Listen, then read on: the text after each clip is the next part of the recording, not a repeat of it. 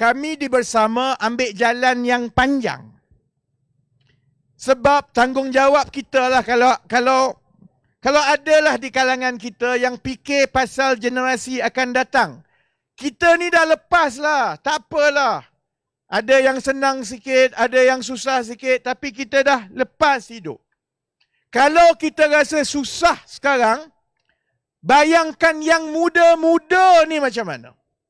Bayangkan yang umur 10 tahun, umur 15 tahun, dalam tempoh 20-30 tahun daripada sekarang, tidak terbayang keadaan mereka berbanding dengan kita sekarang.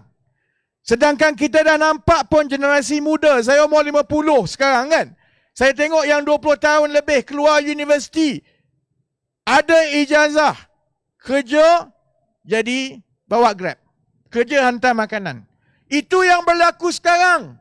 20 tahun, 30 tahun kita tak boleh bayang kalau masalah-masalah yang sebenarnya masalah struktur tidak diselesaikan.